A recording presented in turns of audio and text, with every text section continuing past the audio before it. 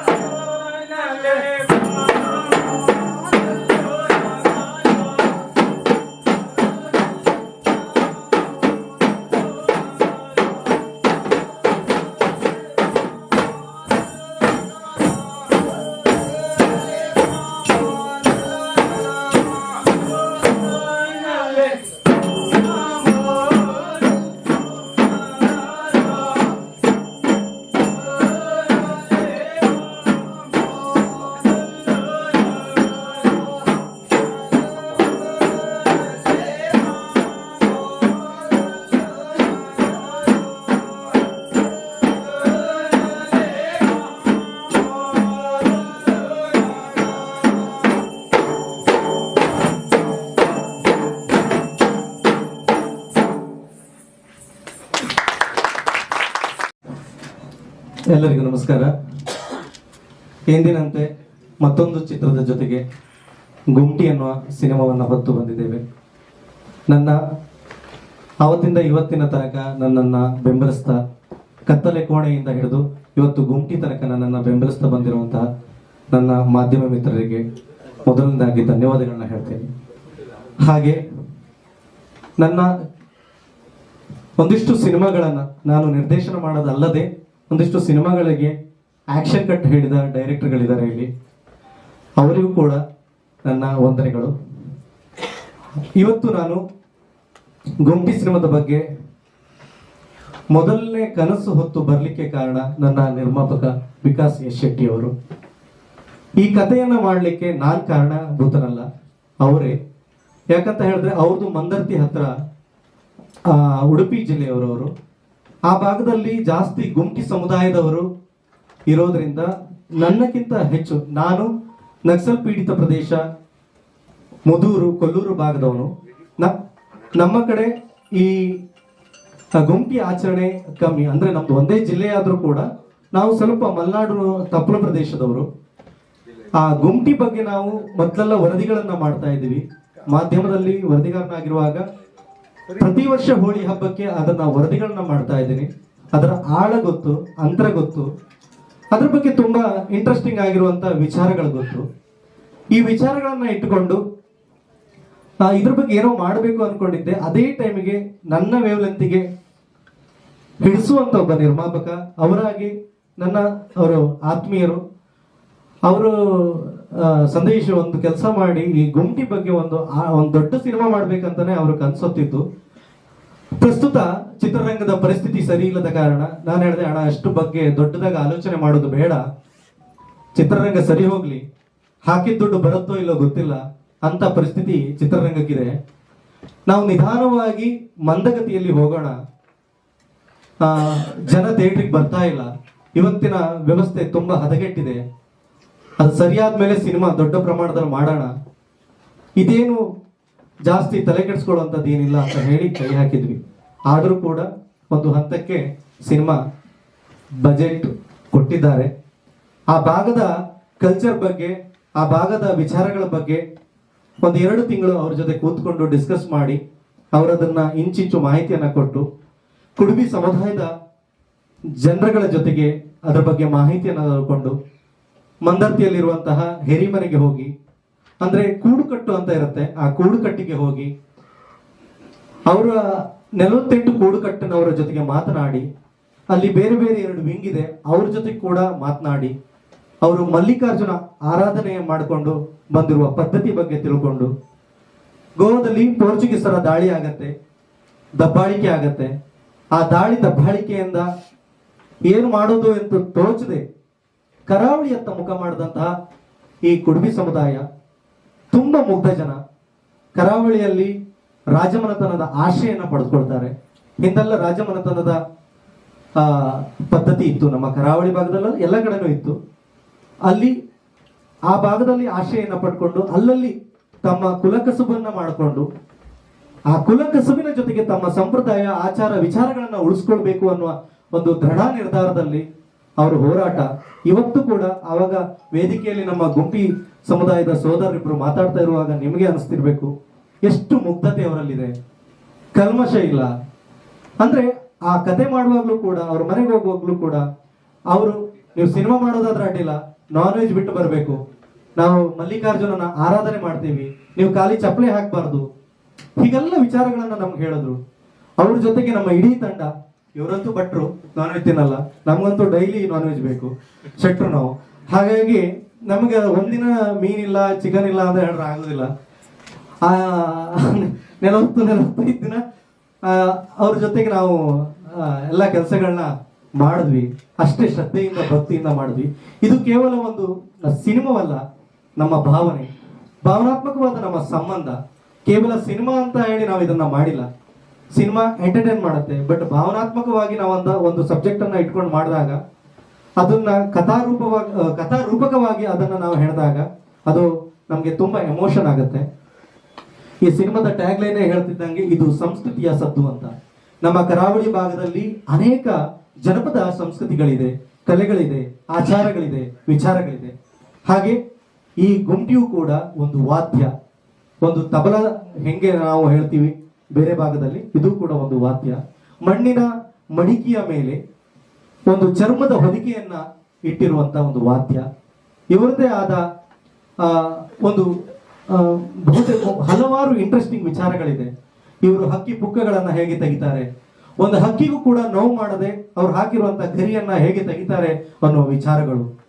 ಗಮ್ಮನ್ನ ಇಟ್ಟು ಹಕ್ಕಿ ಪುಕ್ಕಗಳನ್ನ ತೆಗಿತಾರೆ. ಆ ಹಕ್ಕಿ ಇಂಥ ದಿನ ಬಂದಲ್ಲಿ ಕೂತ್ಕೊಳ್ಳುತ್ತೆ ಅನ್ನುವ ಒಂದು ಸೂಕ್ಷ್ಮತೆ ಈ ಜನಾಂಗದಲ್ಲಿದೆ. ಇವೆಲ್ಲವೂ ಕೂಡ ತುಂಬಾ ಇಂಟ್ರೆಸ್ಟಿಂಗ್ ಆಗಿದೆ. ನಮಗೆ ಅಚ್ಚುಕಟ್ಟಾಗಿ ನೀಟಾಗಿ ಈ ಜನಪದ ಕಲೆಯನ್ನ ಯಾವ ರೀತಿ ಹೆಣೆಯಬೇಕು, ಈ ಕಥೆಯನ್ನ ಯಾವ ರೀತಿ ಪ್ರೆಸೆಂಟ್ ಮಾಡಬೇಕು ಅನ್ನೋದ್ರಲ್ಲಿ ನಮ್ಮ ಒಂದು ಹಂತಕ್ಕೆ, ನಮ್ಮ ವಿವೇಚನೆಗೆ ತಕ್ಕಂಗೆ ನಾವು ಮಾಡಿದ್ದೀವಿ. ಎಲ್ಲರೂ ಬೆಂಬಲಿಸಿ.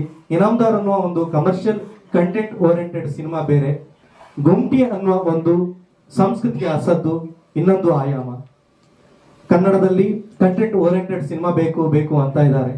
ಹಾಗಾಗಿ ನಾವು ಗುಂಟಿ ಹೊತ್ತು ಬಂದಿದ್ದೀವಿ. ಗುಂಟಿ ಸದ್ದನ್ನ ನಾವು ಮಾಡ್ತೀವಿ. ಆ ಸದ್ದಿಗೆ ನೀವು ಧ್ವನಿಯಾಗಿ, ಹಾಡು ಮತ್ತೆ ಸದ್ದು ಎರಡು ಸೇರಿದ್ರೆ ತುಂಬಾ ಚೆನ್ನಾಗಿರುತ್ತೆ ಸಂಗೀತದ ರಸಮಂಜರಿ ಅಂತ ಹೇಳ್ತೀನಿ. ಹಾಗೆ ಇನ್ನು ಮಾತಾಡ್ಲಿಕ್ಕೆ ಸುಮಾರು ಹಿರಿಯ ನಟರು, ರಂಗಭೂಮಿ, ರಘು ಪಾಂಡೇಶ್ವರು, ನಮ್ಮ ಆತ್ಮೀಯರು ನನ್ನ ಮೊದಲನೇ ಸಿನಿಮಾದಿಂದ ಇವತ್ತಿನವರೆಗೂ ನನ್ನ ಜೊತೆಗೆ ಜರ್ನಿ ಮಾಡ್ತಾ, ತಪ್ಪುಗಳನ್ನ ತಿದ್ದಿ ಹೇಳ್ತಾ ನಮ್ಮನ್ನ ಬೆಂಬಲಿಸ್ತಾ ಬಂದಿದ್ದಾರೆ. ಹಾಗೆ ದುಂಡಿ ಮೋಹನ್ ಸರ್ ಅವರು, ಆ ದುಂಡಿ ಅಂತ ಹೇಳಕ್ ಬರೋಲ್ಲ ನಂಗೆ ಒಂದೊಂದ್ಸಲ, ಅದೇ ಸುಮಾರು ಸಲ ಸ್ಪೆಲ್ಲಿಂಗ್ ಕರೆಕ್ಷನ್ ಆಗಿದೆ.